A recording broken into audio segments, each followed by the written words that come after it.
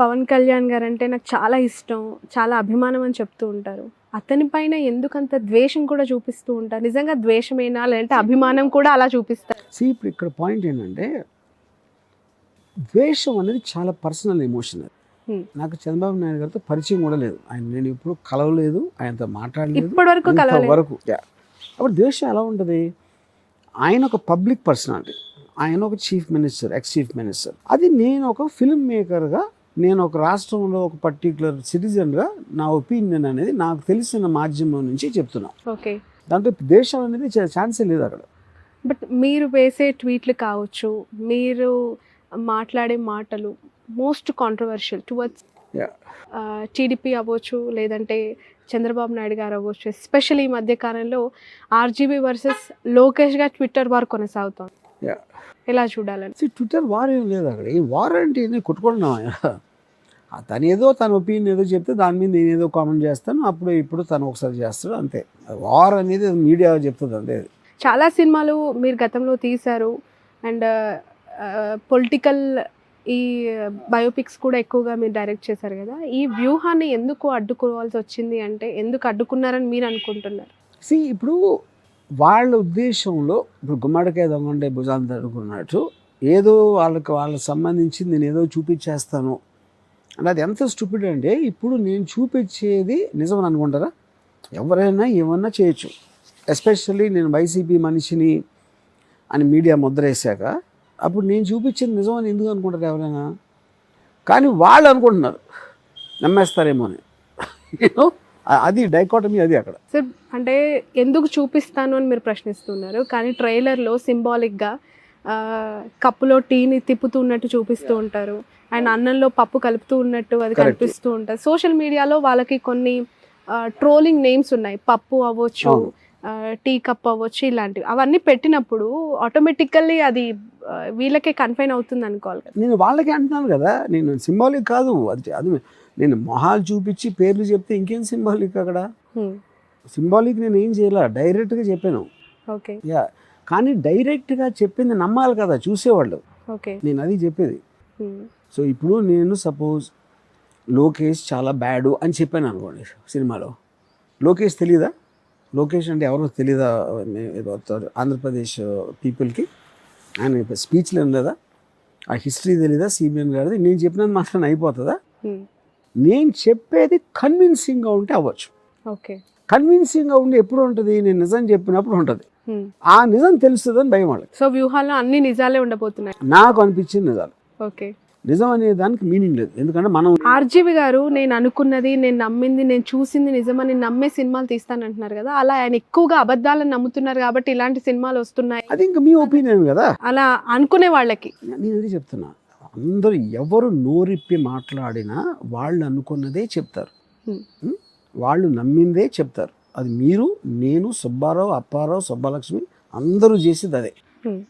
దాంట్లో ఎవరిది కన్విన్సింగ్గా ఉంది, అంతమంది వింటారు అనేది అది ఓన్లీ టైం చెప్తుంది. బట్ మీరు వేసే ట్వీట్స్ అన్నీ కూడా వైఎస్ఆర్సీపీ కావచ్చు, ఆ పార్టీకి, అక్కడున్న లీడర్స్కి అన్ని పాజిటివ్గా, చంద్రబాబు నాయుడు గారికి, లోకేష్కి నెగిటివ్గా కావాలని వాళ్ళని ఏదో డిఫేమ్ చేస్తున్నట్టుగా ఉంటాయి అనే వాళ్ళకి. అరే నేను చెప్తున్నాను కదా, నేనే చెప్తున్నా, నేను ప్రో జగను అని చెప్పా, నాట్ ఫర్ సిబిఎన్ అని చెప్పా. ఎందుకంత ప్రేమ జగన్ గారు అంటే? ప్రేమ కాదు, ప్రేమ అది పర్సనల్ ఎమోషను, ఇష్టం అనేది పర్సనల్ ఎమోషను. నేను పొలిటికల్ కామెంట్ చేస్తాను. పొలిటికల్ కామెంట్ మీరు చేసినా, నేను చేసినా, సుబ్బారావు చేసినా, రచ్చబండ కింద కూర్చుని ఎవరు పాలిటిక్స్ గురించి మాట్లాడినా కూడా వాళ్ళు పొలిటికల్ కామెంట్ చేస్తారు. ఒకళ్ళు మాట్లాడతారు, ఒకళ్ళు డిబేట్ చేస్తారు, ఒకళ్ళు రాస్తారు పేపర్లో, ఇంకొకరు ఎవడో సినిమా తీస్తాడు. అది అంతే డిఫరెన్స్. వ్యూహం సినిమాకి సంబంధించి క్యారెక్టర్స్ గురించి చాలా మంచి చర్చ జరుగుతుంది. యాజ్ ఇట్ ఈజ్ జగన్ గారిని అలా దగ్గరగా ఉన్న సిమిలారిటీస్తో ఒక వ్యక్తిని చూస్ చేయడం, అండ్ భారతి గారిని అయితే యాజ్ ఇట్ ఈజ్ దింపేశారు అని చెప్పి, ఆ క్యారెక్టరైజేషన్స్ని ఎలా క్రియేట్ చేయాలి, ఎలా పట్టుకుంటారు సార్ మీరు? అసలు చంద్రబాబు నాయుడు గారిని కూడా యాజ్ ఇట్ ఈజ్ అలానే, అంటే మీరు రూపం ఉన్న వ్యక్తులు 7 ఉన్నారంటారు, వాళ్ళందరూ మీ చుట్టే ఉంటారా ఏంటి? దానికి ఒక ప్రాసెస్ ఉంటుంది. More than look like, first we have to understand the original characters depth అర్థం చేసుకోవాలి.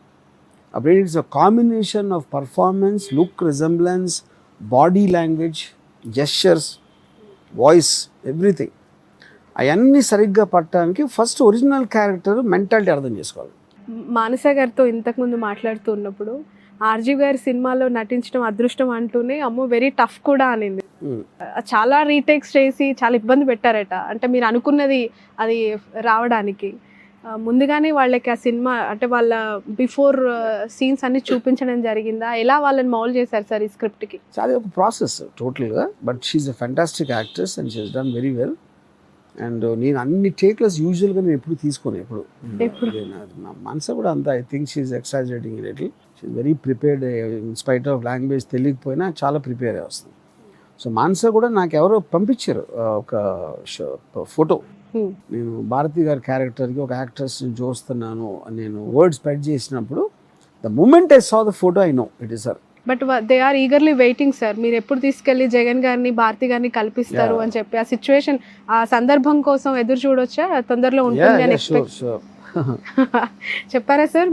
చూపించారా జగన్ గారికి భారతి గారికి ట్రైలర్ కానీ ఇప్పటి వరకు? బట్ ఆ మధ్య ఏదో స్క్రిప్ట్ డిస్కషన్స్ జగన్ గారితో చేశారు అని చెప్పి మీరు కలిసిన తర్వాత వచ్చిన రూమర్స్. ఆయన ఏమైనా ఇన్వాల్వ్ అయ్యారా అసలు ఈ సినిమాకి సంబంధించిన స్క్రిప్ట్ లో? అసలు ఓకే. ఎక్కువగా రామ్ గోపాల్ వర్మ గారు ఏపీ పాలిటిక్స్ పైనే చర్చకు లేపుతారు. ట్విట్టర్లో ట్వీట్స్ కూడా అదే విధంగా ఉంటాయి. ఎందుకు తెలంగాణ పైన మీకు అసలు ఒపీనియన్ లేదా? లేదంటే తెలంగాణ ఒకటి నేను ఫాలో అవ్వలేదు ఇప్పుడు. ఇదంటే ఎంతో కొంత నేను జగన్ గారిని కానీ మన ఆల్మోస్ట్ లక్ష్మీ ఎన్టీఆర్ టైం నుంచి ఫాలో అవుతున్నా. దాని వలన I think I'm focusing more there. ఇక్కడ అసలు పెట్టలేదు ఆ focus. But what is your opinion on Telangana politics sir? KCR గారి Revanth Reddy is very close to me on a personal level.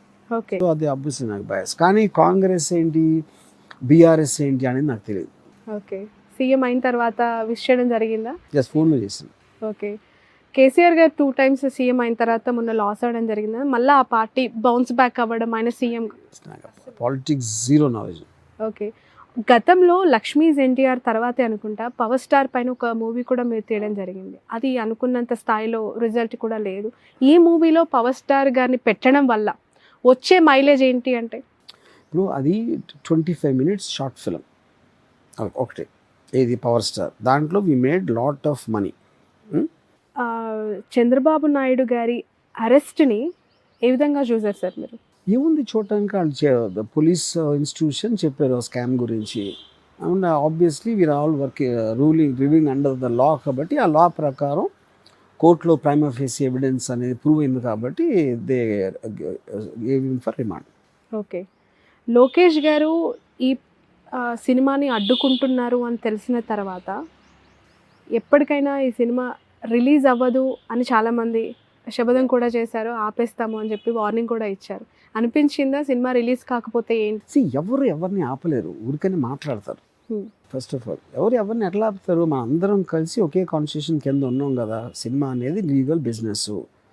Cinematographic యాక్ట్లో ఏం రూల్స్ ఉన్నాయి మాకు తెలుసు, ప్రీవియస్ కోర్ట్ జడ్జిమెంట్స్ కూడా మాకు తెలుసు. అలాంటప్పుడు ఏమిటి చెప్పడం?